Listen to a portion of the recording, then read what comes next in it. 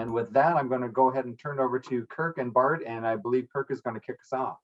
All right. Well, thanks, Brian, for the introduction. Yeah, welcome everybody. Thanks for spending a part of your Friday with us. We have a great topic on hand today. It's employee stock ownership plan. ESOPs is a good fit for your company. A high level look at what ESOPs are and and how they work, some of the pros and cons. We'd really like questions to be interactive. We'll try and get those answered, but really exciting topic as there's a lot of buzz in the employee ownership world today, ESOPs.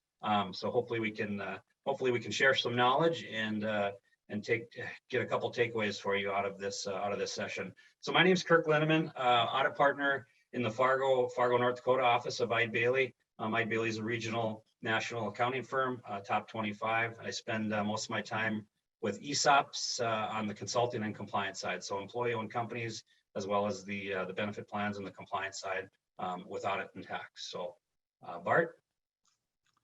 Thanks, Kirk. And again, want to reiterate what Kirk said. Pleasure to be speaking with everybody or presenting to everybody on ESOPs. So I'm Bart McLoney, founder president of Atlas Legal Services. Primarily work as a legal company side and trustee side legal representation in ESOP transactions. I've been in the space now 15 years. We have clients across all industries and approximately 30 ongoing clients that we work with pretty much nationwide, as far west as Utah, as far east as Pennsylvania, and then as far south as Kansas City right now. But we are continually working on new transactions. Like Kirk said, I think the topic today with regard to ESOPs is timely for a lot of reasons. We are seeing an incredible amount of activity in the ESOP space. We're seeing a lot more inquiries in terms of what is an ESOP and is it a fit for a given organization. So looking forward to a great presentation. So let's just start with the basics. I apologize to those of you that are familiar with ESOPs already, but I think it's important context here to start with. I mean, what actually is an ESOP, an employee stock ownership plan? Probably the main takeaways here, the ESOPs must follow federal law because they provides tax benefits when they meet certain requirements. The other piece of that is that they're qualified retirement plans. So very similar to a 401k plan or a 401k plan with a match. All the same compliance tests are applicable, and a lot of oversight, which we'll get to maybe a little bit later. But the important thing, it's tax deductible contributions for the employer and tax deferred growth for the employees. So that's more kind of on the employer and the participant side. We're going to get into really the ins and outs of how this works. I think another important thing that differentiates ESOPs from maybe any other deferred comp or 401k plans is that employees typically don't use their own money to buy stock in an ESOP. It all comes through employer contributions or employer stock contributions. Now there is a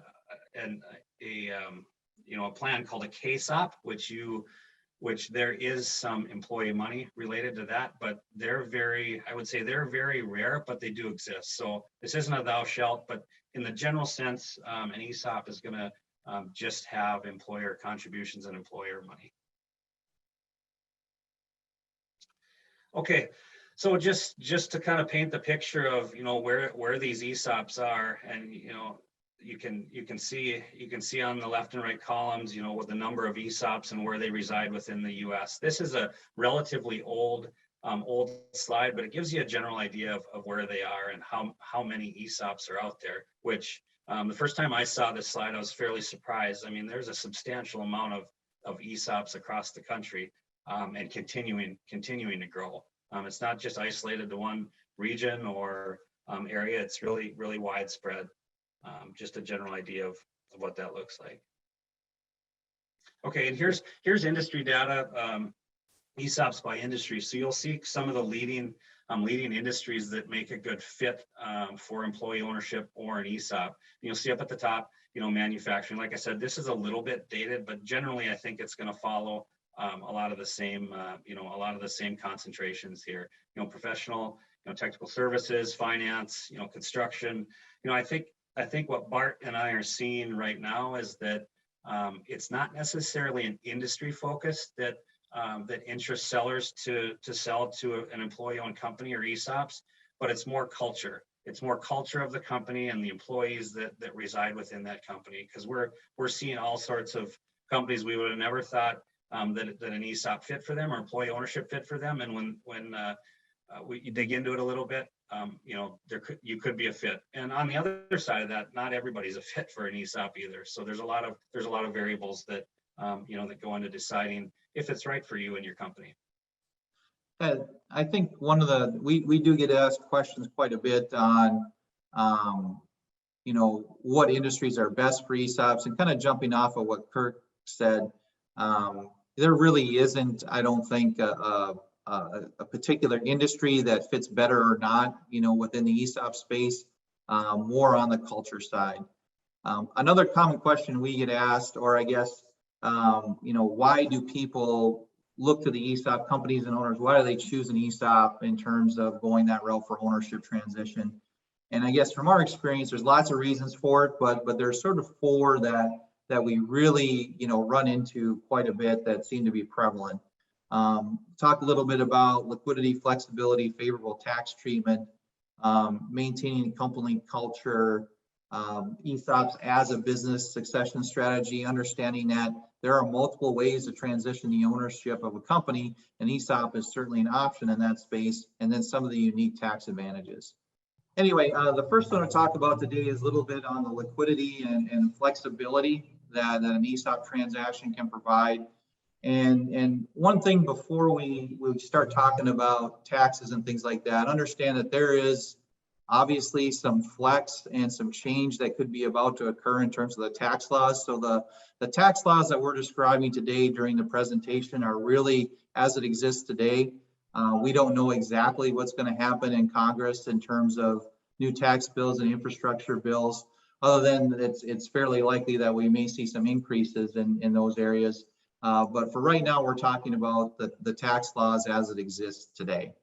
So one thing that's unique about an ESOP is that it creates a market to sell a share. So in effect, when you put an ESOP in place, you're actually creating a buyer. And this particular buyer in the ESOP, by law, can only buy stock. So the asset sale, as you sometimes see with third parties, isn't an option for an ESOP transaction, because ERISA states that an ESOP can only purchase employer stock. Because it's a sale of employer stock, you're generally talking about capital gain treatment. Again, usually that compares very favorably with regard to an asset sale from a taxation point. Again, may be subject to change a little bit here moving forward, but generally speaking, right now we have favorable capital gains rates versus an asset sale that generally involves, let's call it some ordinary income treatment in those. The other part that is important, I think, in terms of the context of an ESOP transaction, there are other ways to create equity in an ESOP transaction, not just through the ESOP, but also through what we'll call synthetic equity programs like stock appreciation rights and warrants. We'll talk a little bit more about that as we move forward, but there's some favorable tax attributes, particularly with warrants under current law. Another thing that we see, although we see a lot of transactions that go from 0 to 100% in terms of the ownership structure, but it's not required as part of an ESOP sale. Other than there are some favorable provisions that you need to have the ESOP purchase a minimum. An owner can basically choose to sell all or part of their holdings to an ESOP. Like I said, the exception to that is something called the 1042 transaction, where the ESOP has to own 30%. But by and large, the ownership can choose to sell, whatever percentage they want to the ESOP.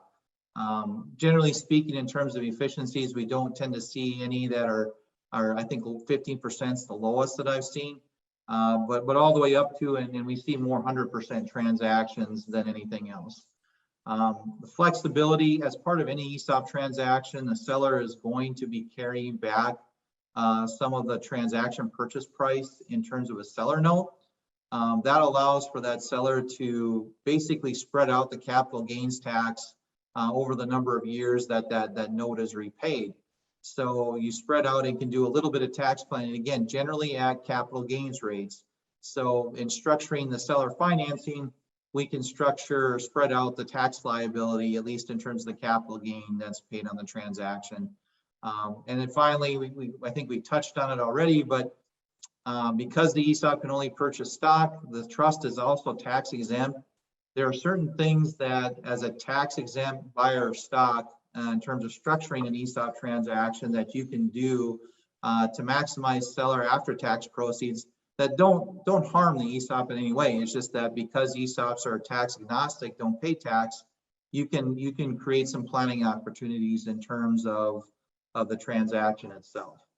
Maintaining company culture, another very important conversation usually early on in the ESOP discussion is the why, right? Why would a seller sell to the employees instead of private equity or a strategic buyer? And as I mentioned earlier, it kind of comes down to, company culture and what the goals and expectations are of that selling shareholder and where he sees it, him or her company in the future. The important things there are, looking at the employees and the workforce. We hear a lot in initial discussions, these employees worked hard at this, they built this up together with me, I want to transition this over to them.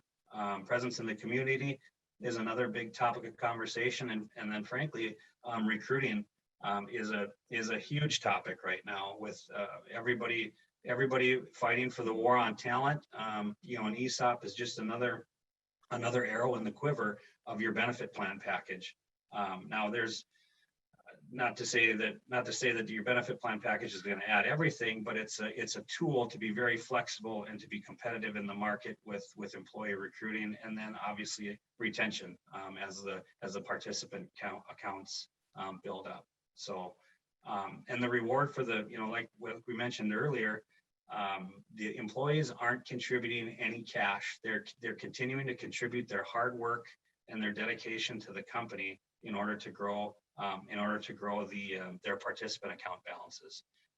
And how that grows is with the increase in stock value and share value as the company progresses into the future. And generally, this isn't a one size fits all, but generally shares are allocated to employee accounts, annually based on their eligible compensation. So the larger compensation, the larger share accumulation is going to happen in a general sense. And then upon retirement, termination, disability, or death, there's cash that's going to be exchanged for that. So it turns into real cash at the end of the day. We've heard multiple times that these things are too good to be true. The company doesn't pay tax afterwards. The seller can really plan for tax advantages and optimize tax, and the employees win at the end. But it's real, and it is too good to be true. But it's continuing to accumulate traction within Congress, within the state centers, and really across the nation. Yeah, I think that's exactly right, Kirk. And then another thing to add there, we get asked the question a lot: are the tax advantages that ESOPs have, are they going away anytime soon? And again, ESOPs usually show up as an item in every new administration. This one was no different. But what we're seeing now is more pro-ESOP legislation proposed, meaning expansion of rights for ESOPs versus trying to eliminate some of the tax advantages they already have. So the trend, at least as of today, is going in the right direction. We touched on it earlier a little bit, but this is essentially comparing as a succession option to ESOPs versus a third-party sale. Generally speaking, a sale to an ESOP, the transaction process for an ESOP is going to be a little less intense than maybe what you would see in terms of a traditional M&A type transaction. There's also the biggest, and this is another question we get all the time, in terms of how does the company change after the ESOP is put in place? And the answer really is the day-to-day of the ESOP doesn't change at all. Management doesn't generally change unless there's somebody retiring as part of the transaction as one of the shareholders. But that's probably the exception versus the rule. We do see situations where there are passive owners looking to put in place an ESOP. But generally speaking, the change that will take place in the ESOP governance structure would be at the board of directors level. It's pretty common to see a certain number of what we'll call independent directors added to the board as part of an ESOP transaction, as part of that negotiation with an ESOP trustee, which we'll talk about the process here later on in the presentation. So you're generally seeing changes at the board of directors level. I think the thing to keep in mind is that the ESOP trustee and the ESOP in general is a passive investor when it buys, stock in a company. So it's not like the trustee or the ESOP itself knows how to run that business. It's that they're looking to make sure they have an overriding fiduciary duty to look at the business from a high level, making sure there's a good board of directors in place that are in turn looking at management and managing that company and the strategy of that company moving forward. Another advantage to an ESOP transaction generally, it can address issues when you have a really fractured ownership base in terms of consolidating that versus in an example of this we see a lot is maybe in the engineering firm space where we see a lot of fractured ownership. This is a way in terms of transitioning the company where it can all participate and essentially everybody sells at the same time. Kind of coming off of what the control aspect, there are fiduciary duties that are imposed as part of an ESOP transaction, mostly on the trustee, but also on the board of directors. But by and large, the business in terms of the outside look stays the same. A lot of questions we get around like a selling shareholder, if they're active in the business, do they need to be retiring that day? The day the transaction closes, and that would definitely be an exception unless they've already transitioned the management of the company to, call it the next generation of leaders there. We often see, and I would say almost without exception, see the owner sit on the board of directors so that they have a role in the company moving forward. If not, still actively serving as a president or CEO if they've been in that role historically. Yeah, Bart, I think that's a great point on the control aspect. We get a lot of questions. There's a lot of concerns from selling shareholders saying, hey, I'm going to lose all control if I sell this to the ESOP. And it's frankly not true. In the legal sense, I suppose, Bart, it is. But from a management standpoint, the board of directors is going to be making those decisions. And if you're consistent with your practices and documentation in the past, there shouldn't be much of a change. Along those same. Oh, go ahead. Oh, I was just gonna say, maybe one point we get is if it's a company's employee owned, does that mean each employee gets the right to elect a board of director or make decisions? And the answer to that is no. In most situations, there is not what we'll call a pass-through vote to the participants or the employees of the ESOP. Most decisions are made by the ESOP trustee, subject to some pretty narrow exceptions. Yeah, and they're not allowed. They're not getting financial statements monthly, annually. The company still dictates what kind of information they see. Now, ESOPs are a little more open book than maybe some other companies, but they don't have a right to those financial statements. That's a management and a board decision. Sometimes we get that question as well. I have to turn everything over to my employees. They can vote on everything and they get to see everything, and that's not the case. Yeah, I think that's exactly right. So this slide talks about kind of the unique tax advantages of the ESOP, and I think the big one that we see a lot right now, if you have an S corporation that's 100% owned by the ESOP, you've effectively made that company tax exempt, 100% under federal law, and in most states there are some exceptions to that, but by and large you basically convert the company into a tax exempt entity. With that advantage, you can basically pay back the acquisition debt from the transaction on a pre-tax basis. Again, that's talking about an S corporation. If it's a C corporation, there are different taxation rules that apply where the C corporation actually has its own corporate level tax, but you receive a deduction for any contributions made to the ESOP and any dividends that are paid to the ESOP in a C corporation. The ESOP itself does not pay any tax. There is the possibility of 1042 rollover, which if you're familiar with 1031 in real estate, you have to be a C corporation, or the company has to be a C corporation at the time of the transaction. But it provides the opportunity for the selling shareholder to basically defer all the gain on the sale if they meet the requirements, as long as the ESOP owns 30% at the end of the transaction. So a pretty attractive option in certain cases, not all cases. I would say we're still not seeing, we're seeing less 1042 transactions than we're seeing more non-1042 transactions than 1042 transactions right now because of the S corporation benefits, but we are seeing more interest, in that option, currently.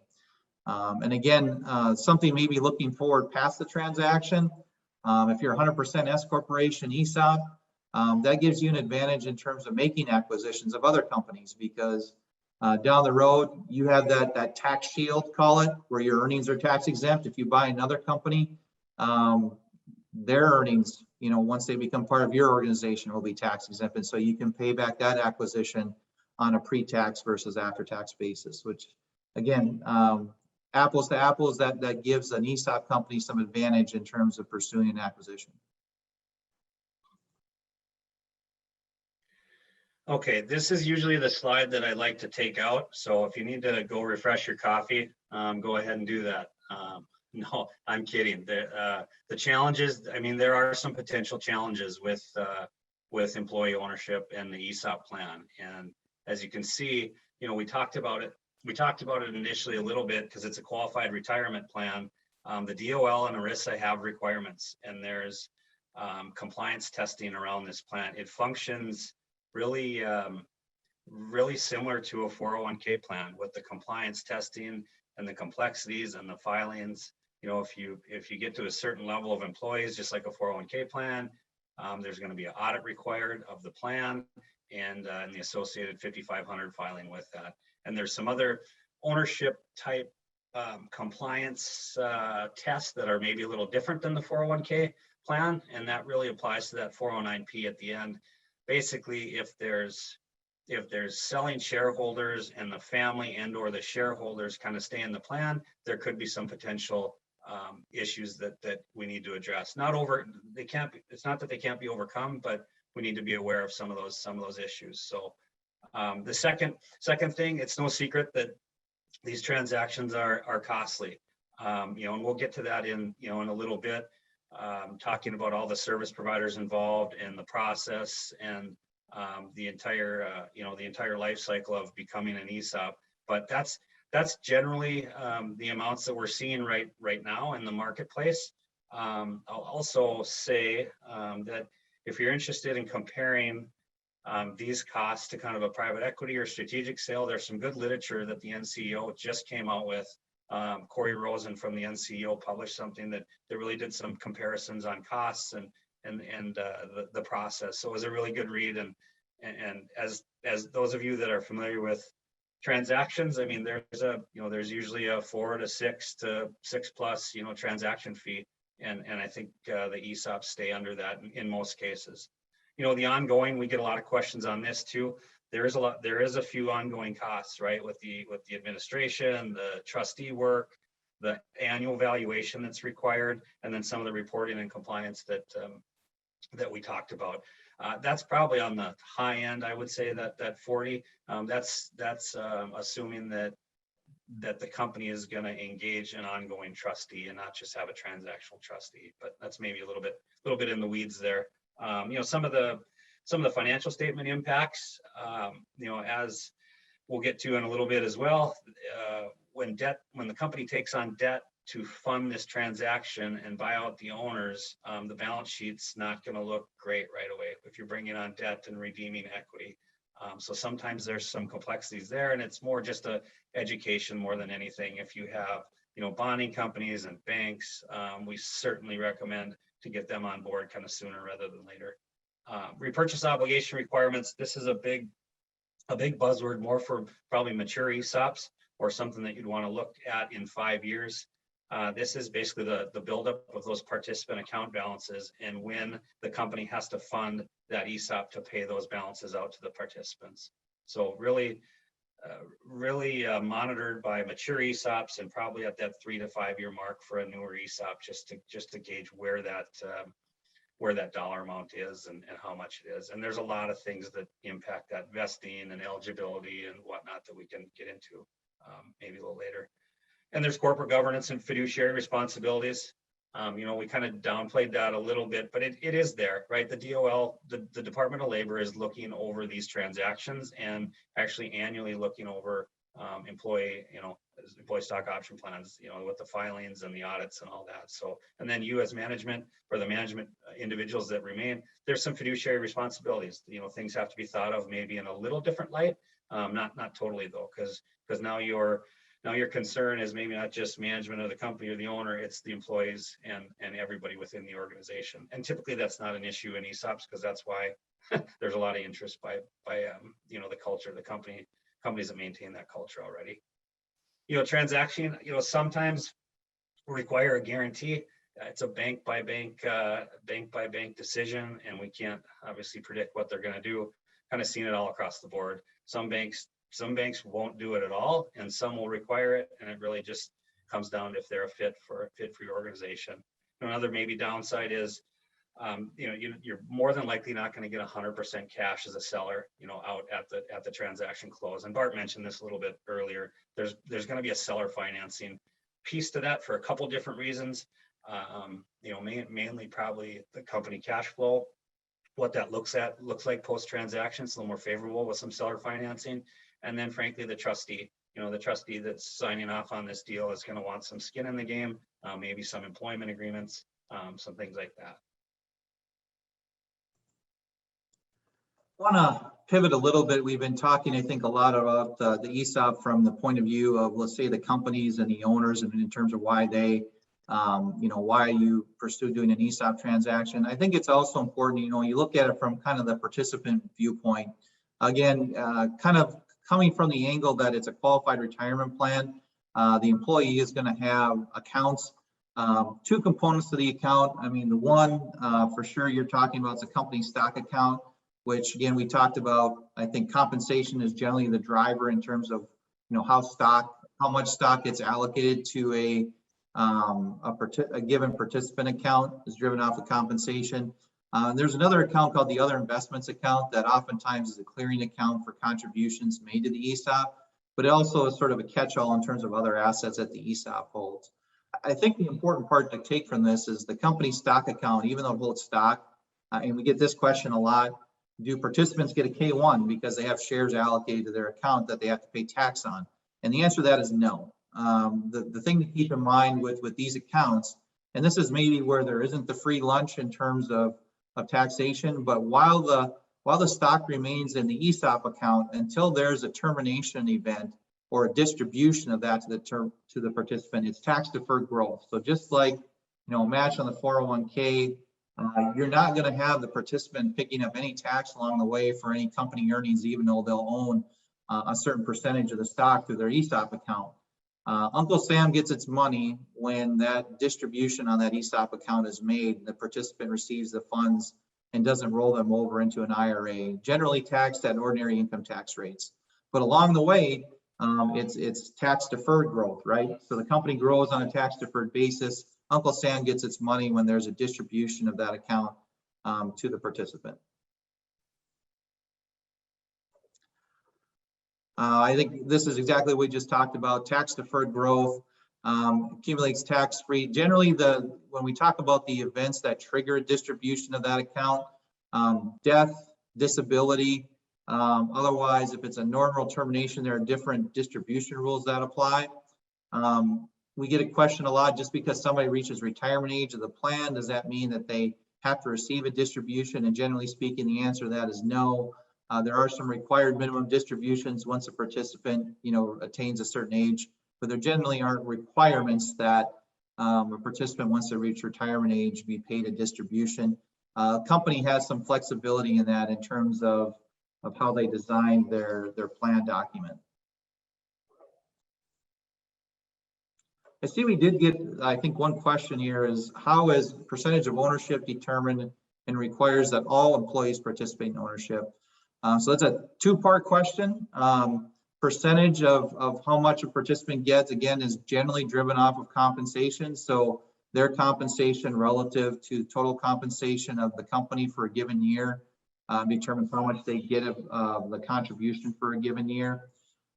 Second part, is it required all employees participate in ownership? Generally speaking, because it's a company-funded benefit, almost all of your employees will participate automatically. They can elect not to.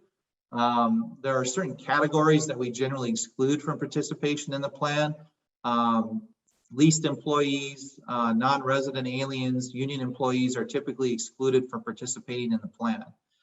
Beyond that, there's some eligibility requirements, but they're pretty similar to what you would see in the 401k space. So all this sounds great, and hey, let's dig a little deeper into this. And how does the process go? Well, here's we'll walk through kind of the next section of slides. Is what are the early steps towards an ESOP? This is obviously an education piece. There's usually a lot of conversation with sellers and management and sometimes employees on what those expectations are. There's a balance between shareholder needs and goals and what the company looks like. We'll call it post-transaction, and if that's a sustainable model. A lot of discussion, like I mentioned, on kind of cash flow after the selling shareholder exits, and a lot of considerations on management participation in some of that synthetic equity that Bart mentioned. An additional reward above and beyond the actual ESOP plan that they can participate in. So initially, it's clear, it's paramount to identify goals and expectations of the selling shareholders and the management group that's gonna remain, and that next layer of management. And I think maybe we haven't touched on that enough. A lot of the successful ESOPs or employee-owned companies that we see have that next layer of management either already in place or closely will be in place. As the selling shareholder backs off a little bit or completely, that next layer of management is key for the profitability and sustainability of the company, and actually key to the transaction as well. The trustee is going to look at that next layer of management and identify them to help sustain the company's profitability and move forward. That really goes without saying, the transaction roadmap based on the goals. And then early on the financial feasibility, and what that means is comes down to an estimate of value. Does that value that the selling shareholder or shareholders, their expectation, does that line up with what they'll really get in an ESOP transaction or at the market level? So that's vetted out very early in the process.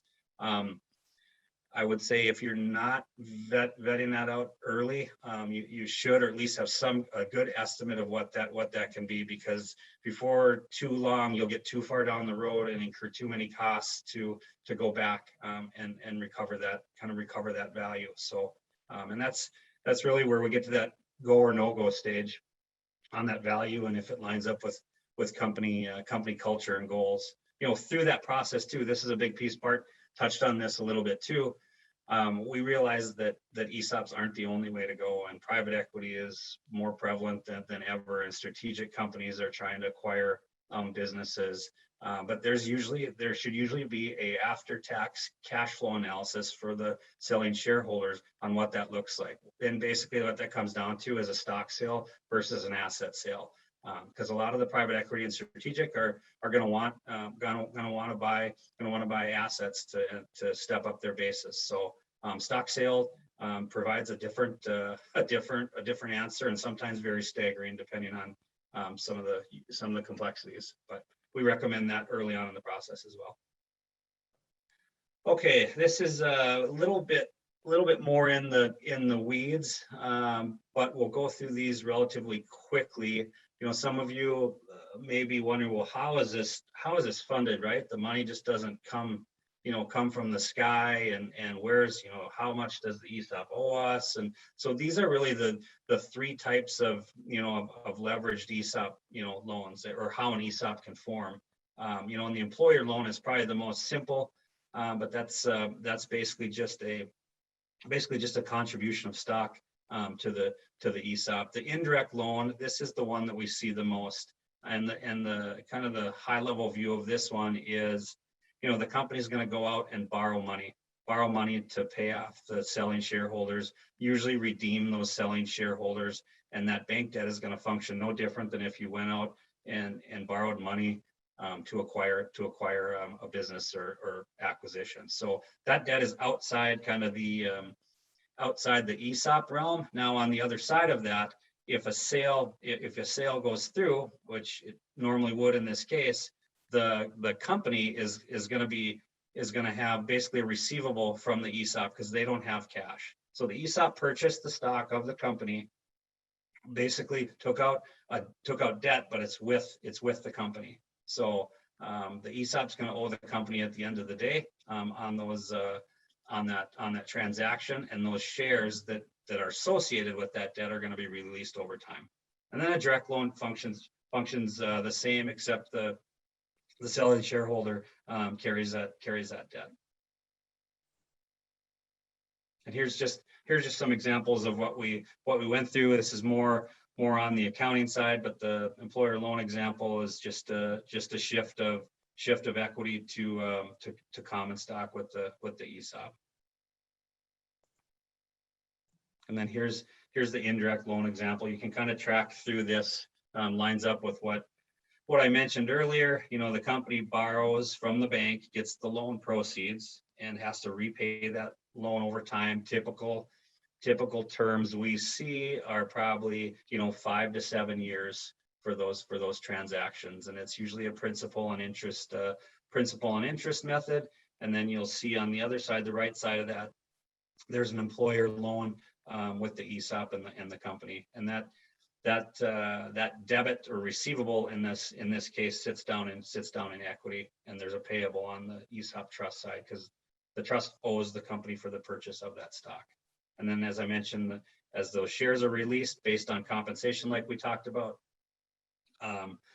that debt is going to be paid down. And then here's just the direct loan example as well.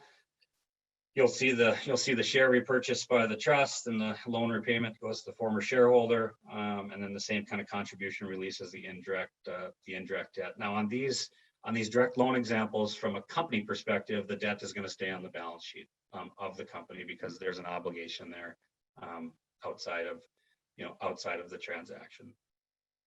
So kind of complicated and got into the weeds on some accounting stuff. That's why I pushed through it really quickly, and we'll get on to the fun stuff with Bart.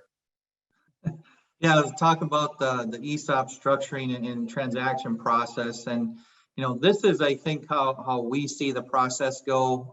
We tend to try to design the process so that for a lot of different goals. But I mean, the first one is really to make sure that somebody that's looking at doing an ESOP transaction, we're not going down a road 9 miles before we figure out it's not a fit, or that it's not going to be sustainable or workable for them in the long term. So we kind of separate it out in terms of what we'll call phases.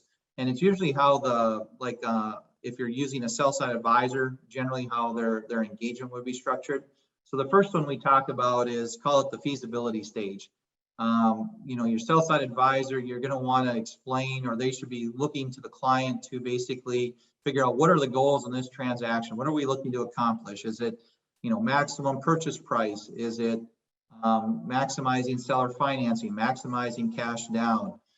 It's important, I think, at this stage to figure out, well, what is a number that's going to work for the ownership group in terms of the fair market value of the price target. Because if you don't have that, if you can't see, or there isn't sufficient value there, there's really no point in moving on to phase 2 or phase 3.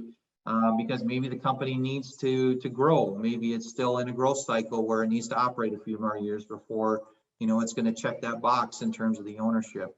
Again, and also the tax considerations, like we talked about before. Generally, tax efficient transaction with an ESOP, but definitely another factor to look at in terms of looking at other options. Kirk, I think, touched on it before. Once you've kind of worked through initial transaction modeling and call it the feasibility phase, and it looks good, you kind of have a go or no go decision that's made by the company and the ownership group. Kind of move on, or at least if there's sufficient value there, move on to looking at different transaction structures and look at bringing in the rest of the ESOP team. Like I said, assuming a goal, it's a go answer from the company and the ownership group. I think we're going to talk about the roles here in a different slide, so I don't want to spend too much time on it at this page. But basically, you're formally bringing in the call it the buy side team, the trustee team, to actually kind of kick off the transaction. If bank financing is a significant component of the deal, or really any component, this is sort of the stage that we look at really firming up, looking at that bank financing and what that looks like. Just because the bank obviously has a stake in the transaction as well if they're providing the financing, and it's always best to start that process earlier than later. And if there is, like I said, a go answer where the company wants to move forward, that's where we kind of accelerate those discussions at that point in time. Kind of the phase 3 closing and final implementation. There is a negotiation process that takes place between the company team, the sell side team, and the buy side team, the ESOP trustee team.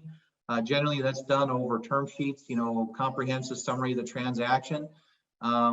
Assuming a successful negotiation after the ESOP trustee team has had, a chance to basically look at the company, do its due diligence. In terms of roles, the ESOP trustee is going to hire its own independent legal counsel and an independent financial advisor that has to value the company. But assuming we have a successful negotiation, finalize due diligence, and move on to basically the lawyer part of it. There's always a role for the lawyers, and ESOP transaction, there's usually two. If I'm on company side, I'll be drafting documents, and the trustee will be negotiating certain parts of those documents with me. And then we move to close and fund the transaction.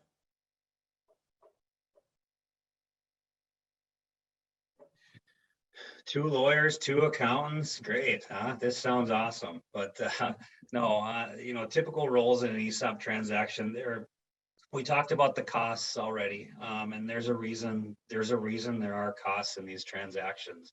And I would say kind of back up, maybe 10 years ago, these transactions are executed a lot differently than they were 10 years ago. I think you saw a lot more internal trustee transactions, which reduce costs but increased risk. I'm not saying that every one of those were done incorrectly, but there's a lot more risk in a transaction like that than when you involve service providers and go through the process that Bart just went through.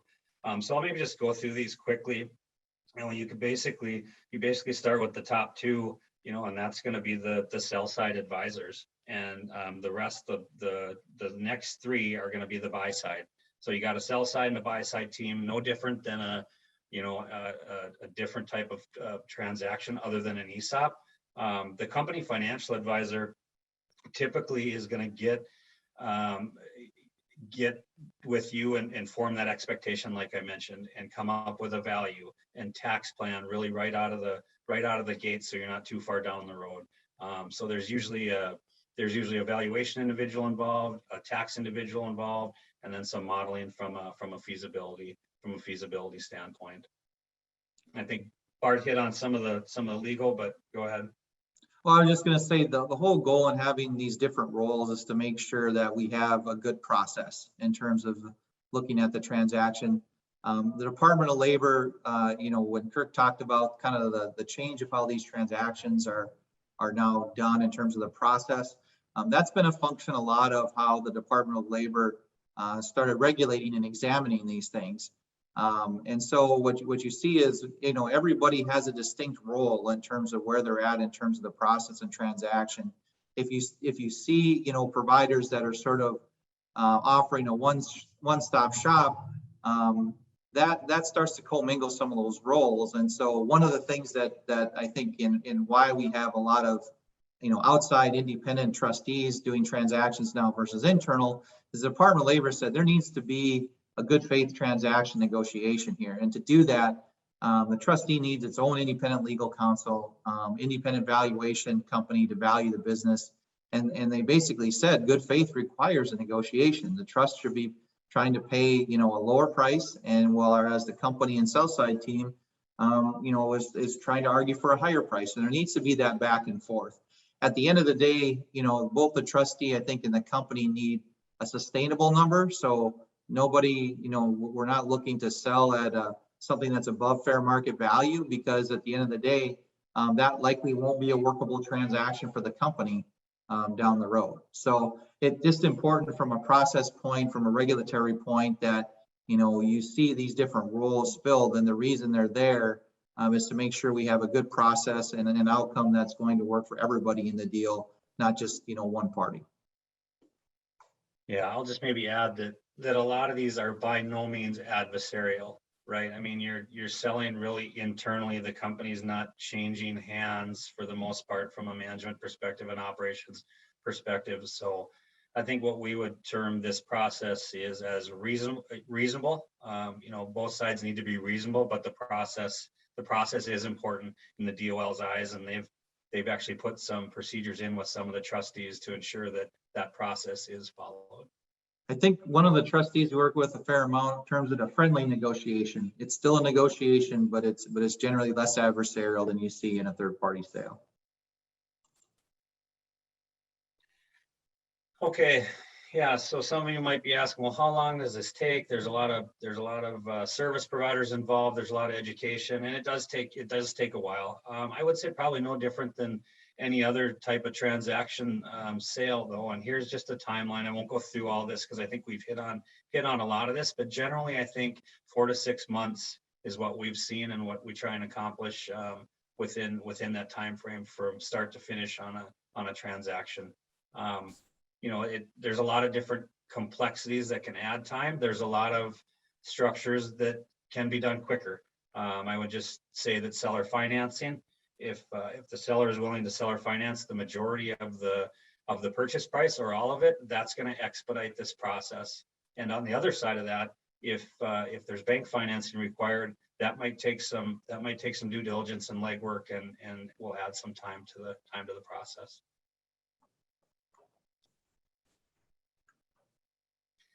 Okay, just put this on here. There's tons of education and materials out there, and there's great organizations that are doing great things for employee ownership and ESOPs. Just wanted to give a shout out to a few of them here. The National Center for Employee Ownership, NCEO, and the ESOP Association, are the two big ones. But there's year-round conferences on different what different stages are within the ESOP. If you're exploring, if you're a mature ESOP, really all across the board. So, and then the chapters are getting involved within the states as well. There seems to be a new chapter in states popping up, almost every other month, and the states are getting behind it. There's potential grants in some states. So if you're wondering about this, employee ownership and ESOP, concept, your local chapter or your state might actually give a grant or some sort of stipend to some of the early on education. And then, yeah, like Bart mentioned, the administration is more friendly. There was a mention of employee ownership in some of the bills that didn't pass, but it's come a long ways since they were kind of the black sheep, I would say, and avoiding tax years ago. That discussion hasn't happened for a while. And then here's just one more. The NCEO puts out a hey, here's some things to think about. Why to do one and why not to do one. So a lot of the things we touched on already just kind of puts it all in one place and might generate further conversation. And as always, Bart and myself are happy to field questions on anything related to employee ownership or ESOPs. Kirk, it looks like we maybe have a few questions sitting in the Q&A. Should we move to those? I don't know that we have too much more content, but certainly want to get to some of these.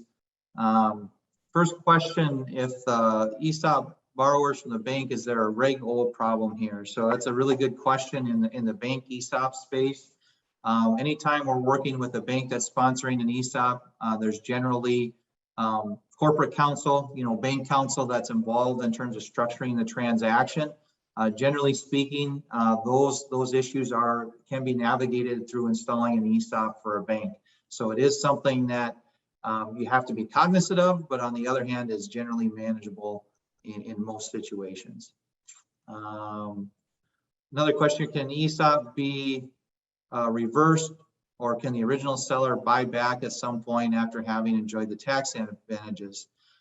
So the answer to that is it's possible. It's not going to be what I'll call a very clean transaction, because just like whenever the ESOP buys stock, it has to go through a process. It has to go through basically the same process to sell stock, or to selling stock down the road.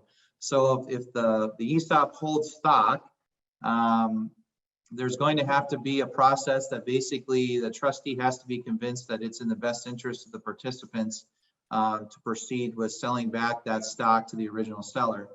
The other thing I think to keep in mind, and I don't believe this is codified anywhere, there used to be a presumption that if an ESOP was set up and terminated, I think within a 5-year period, there was a presumption there that it was set up for tax avoidance. And so if you're looking at a fairly short period of time where that type of fact pattern would occur, there would definitely be some risk in terms of that transaction of either the IRS or Department of Labor coming in to review it. I guess just generally speaking, hopefully that's not the outcome that you're looking to accomplish. If you're in that situation as an ESOP company, the answer is it's possible, but it's going to be a fairly, won't be a very clean transaction. It usually involves the company has gone into distress for one reason or another post-transaction. Yeah, kind of similar to that question, maybe on the other side, we get a lot of questions on hey, once we're an ESOP, can we be sold? Can somebody purchase us? There's a lot of questions that's restricting a future sale of that company, and that's not true. The trustee is going to look at that, and management and the board are going to look at that to make sure that it's right for the participants and right for everybody involved. I'll maybe take the last one, Bart. Sure. Companies both family and employee owned. Yep, there's a lot of those out there, and there is not a requirement to sell 100% of the company stock to the ESOP. There's, like Bart said, anywhere from 15 to 50. I would say typically there's a plan to get to 100, but not in all instances. We've seen a lot of great clients that sold 30% and family maintained the other 70, and they've been very successful. It's all that in those instances is probably more about communication and education to the participants. There is maybe some more complexities with that, and Bart can maybe touch on this a little bit with fiduciary duties when there's a minority owned ESOP. The ESOP owns 30 and management and the family owns 70. Are the decisions being made for the right reasons? Why are we, there's just a lot more thought and probably documentation that needs to go into some of the larger decisions when there's those fiduciaries that are wearing all types of hats, including a participant hat.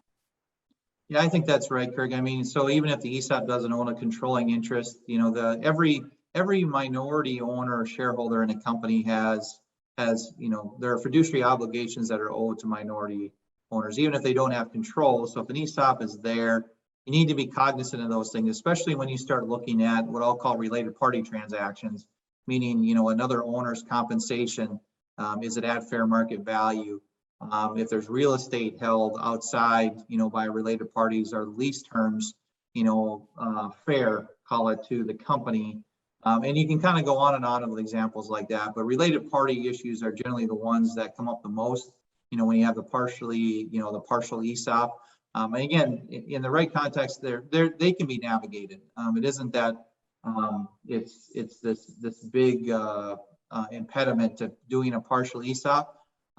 In most cases, there generally isn't a problem. It's just they're there. Those types of issues are there, which really aren't there when it's 100% ESOP owned, although you still have to deal with related parties in any type of ESOP transaction. So I think there was one question in the chat. It asked, I think, how small is too small? And I'm going to paint with a really broad brush here because I think we're getting pretty close to time. Certainly don't mind staying late to answer questions. But generally speaking, we like to see companies, if we're doing 100% transaction, at least $3.5–4 million of, call it enterprise value, debt-free value, just from a size point to capture the benefits. The other thing that we look at is the number of employees and compensation base. And if it's an S corporation, we really need to see about 25 employees because of some of the testing that takes place through the Internal Revenue Code, called 409P.